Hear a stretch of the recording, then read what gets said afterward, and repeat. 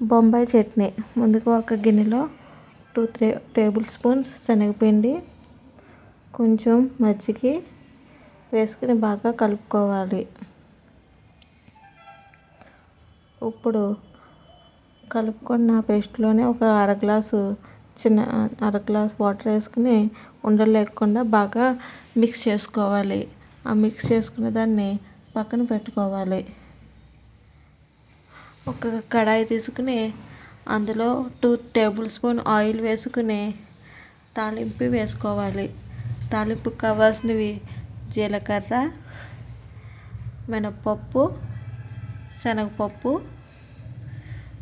వేసుకుని 2 నిమిషాలు బాగా వేగనివ్వాలి. పప్పు 2 నిమిషాలు వేగిన తర్వాత కొంచెం కరివేపాకు, 2-3 పచ్చిమిరపకాయ ముక్కలు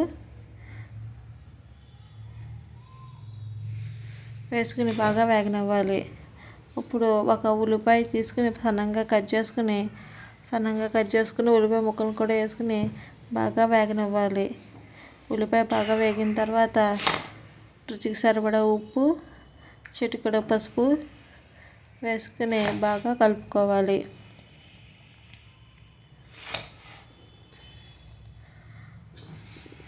ఈ ఉల్లిపాయలు బాగా మగ్గిన తర్వాత ఒక పెద్ద గ్లాసు వాటర్ వేసుకుని అందులో బాగా మరగనివ్వాలి. అది బాగా మరిగిన తర్వాత కలుపుకుని పక్కన పెట్టుకున్న శనగపిండి పేస్ట్ని ఆ మరుగుతున్న వాటర్లో వేసుకోవాలి. వేసుకుని గరిటెతో తిప్పుతూ ఉండాలి. అడుగు పట్టకుండా గరిటెతో తిప్పుకుంటూ దగ్గర పడేంత వరకు అలా చిన్న మంట మీద తిప్పుకుంటూ ఉడకనివ్వాలి. తగిన కన్సిస్టెన్సీ వచ్చిన తర్వాత స్టవ్ ఆఫ్ చేసుకోవాలి.